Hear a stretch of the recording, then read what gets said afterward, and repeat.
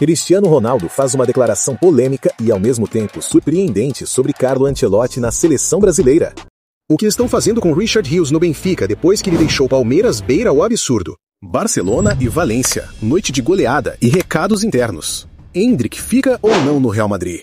Ancelotti e o plano para a Copa de 2026. Tudo isso e muito mais. Fala, rapaziada, tudo certo? Já vai chegando mais perto, se ajeita aí, porque hoje a resenha tá carregada de notícia quente. Bora destrinchar tudo, sem pressa e no melhor clima de mesa de bar do futebol. Sem mais enrolação. Bora pro vídeo! O Barcelona entrou em campo contra o Valência com aquele peso de quem sabe que não pode vacilar no campeonato. E olha, o jogo foi praticamente um aviso do elenco pros rivais. A gente tá vivo e mordendo forte. Logo aos 29 minutos, Fermín López, esse moleque que vem crescendo a passos largos dentro do Barça, abriu o placar. Não foi só um gol, foi uma injeção de confiança pro time e pro torcedor, que anda desconfiado com oscilações. Fermín, vale lembrar, tem sido apontado pela imprensa catalã como uma das maiores joias lapidadas pelo técnico Hansi Flick nos últimos tempos. No intervalo, veio a primeira polêmica da noite. Rafinha começou no banco por uma decisão técnica. Segundo a Rádio Hack 1, o brasileiro teria chegado atrasado a uma sessão de ativação física no dia do jogo. E o técnico Hansi Flick, rígido, não deixou passar. Resultado? Punição. Banco de reservas. Isso já mostra como o ambiente interno do Barça anda firme na disciplina. Ninguém tem cadeira cativa. Mas quando entrou, no segundo tempo, Rafinha fez questão de responder dentro de campo. Aos 8 minutos do segundo tempo, deixou dele e abriu a contagem, pessoal. 3 minutos depois, Fermín voltou a brilhar e marcou de novo, ampliando pro Barça. O moleque tava com a corda toda.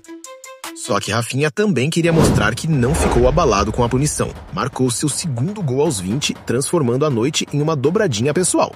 Já são 3 gols dele na liga, só um a menos que Mbappé na artilharia geral. E não para por aí. Sem forças para a reação, os morcegos assistiram o placar ficar ainda mais elástico aos 30 minutos, em uma jogada salva por Dani Olmo, que se livrou de 2 marcadores. Robert Lewandowski dominou na entrada da área, chutou forte, a bola respingou no travessão e entrou, sem chances para o goleiro. O Barcelona aproveitou um Valência entregue em campo e não se limitou em aumentar o placar. Aos 40 minutos, Lewandowski recebeu outro bom passe de Dani Olmo e marcou na saída do goleiro, fechando o placar com um 6º gol. O resultado relembrou a derrota por 7-1 na última temporada. Agora segura essa. Nicholas Jackson foi questionado sobre a cláusula que obriga a compra definitiva só se ele fizer 40 jogos como titular. O Uli Hoeneß já tinha dito que isso não vai acontecer, mas o atacante respondeu com confiança. Não penso nisso, só quero dar o meu melhor no Bayern. Já Endrick voltou aos treinos depois de lesão. O Real Madrid está de olho no seu retorno ainda em setembro. Porém, pensando em minutagem e Copa de 2026, um empréstimo em janeiro não está descartado.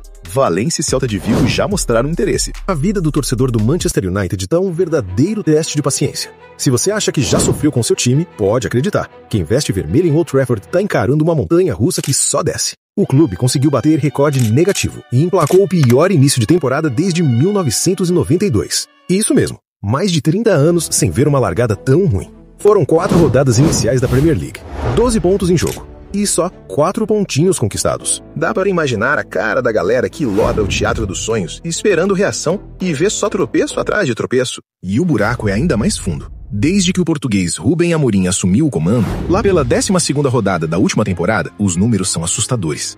Em 31 jogos, o United somou apenas 31 pontos, ou seja, uma média de 1 ponto por partida. Campanha digna de time que briga para não cair, e não de gigante europeu com uma das maiores folhas salariais do mundo. A paciência da torcida tá dividida. Tem gente pedindo a cabeça do treinador já, enquanto outros ainda acreditam que é melhor dar tempo, apostar na filosofia dele e não trocar técnico a cada meia temporada. E para botar ainda mais lenha na fogueira, depois da derrota mais recente, o próprio Amorim soltou o verbo. Farei tudo o que puder pelo Manchester United. Sofro mais que os torcedores. Não vou mudar minha filosofia.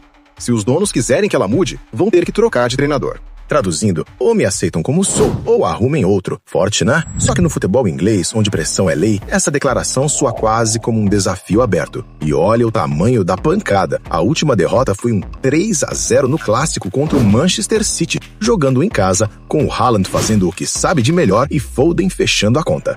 Clássico é clássico, mas quando se apanha de novo do rival azul, a ferida sangra ainda mais. Vindo pro Brasil, Carlo Ancelotti, técnico da seleção, abriu o jogo em entrevista à ESPN e soltou uma ideia que pode mudar bastante coisa. Ele quer levar um goleiro especialista em pênaltis para a Copa de 2026. A lógica é simples. Em torneios de mata-mata, cada detalhe conta. E como o Brasil foi eliminado justamente nos pênaltis contra a Croácia no último Mundial, o Ancelotti não quer repetir a história. Ele destacou que está estudando o tema, analisando cobradores e querendo dar mais minutos para nomes como Hugo Souza, que ele enxerga como alguém com personalidade forte e caráter. Mas a galera nas redes foi além. Lembrou que talvez Léo Jardim merecesse uma chance, já que o arqueiro ganhou fama justamente por salvar o Vasco em diversas disputas de pênaltis recentes. Pergunta que fica: quando você pensa em goleiro brasileiro especialista em pênalti, quem vem primeiro na sua cabeça? Enquanto isso, Rivaldo deu as caras mais uma vez em uma polêmica envolvendo a seleção brasileira. Campeão da Champions com Ancelotti no Milan em 2003, ele respeita demais o Mister, mas foi direto. O Brasil não precisa de técnico estrangeiro. Para ele, o problema da seleção não está no banco, mas na base, na formação de jogadores. Rivaldo lembrou que o Brasil já foi 5 vezes campeão do mundo com técnicos brasileiros e que o DNA boleiro não pode ser abandonado. Ainda assim, elogiou Ancelotti como um dos melhores do planeta. E aí vem a cereja do bolo. Cristiano Ronaldo resolveu meter a colher na sopa. Segundo Bruno Andrade, do UOL, CR7 até tentou levar Ancelotti pro Al Nassr, mas o italiano recusou. Resultado? O português soltou o verbo numa TV árabe. Para ele, foi um erro colocar Ancelotti na seleção brasileira. Motivo? O italiano é mestre em gerir elencos de clubes, mas em seleções, onde o contato com os jogadores é limitado, não teria o mesmo impacto.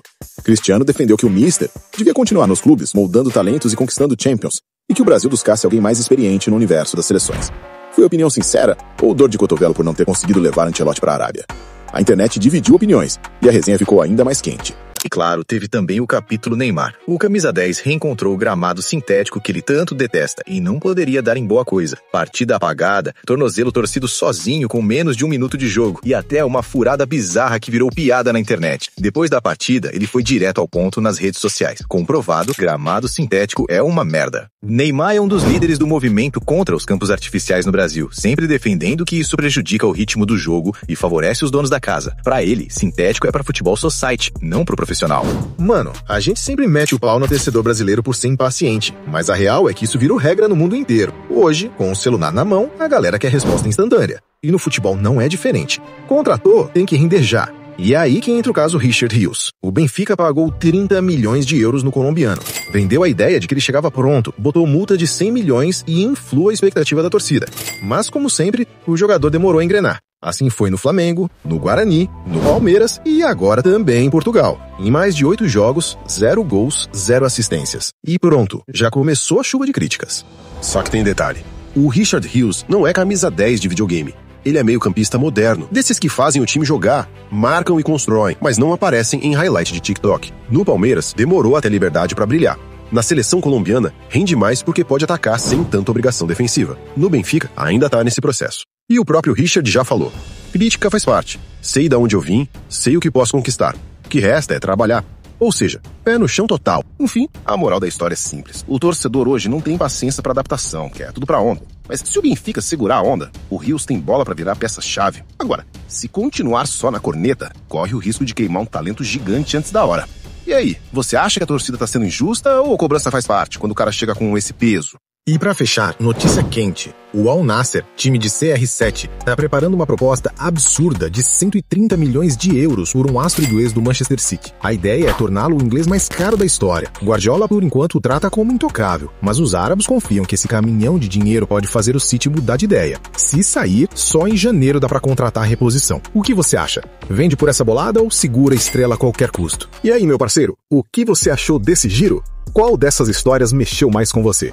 O baile catalão, o drama do United ou a dificuldade de Richard Rios de se adaptar no Benfica? Deixe a sua opinião nos comentários. Já larga o like e se inscreve porque aqui a resenha não para nunca. Um grande abraço e até o próximo vídeo, família!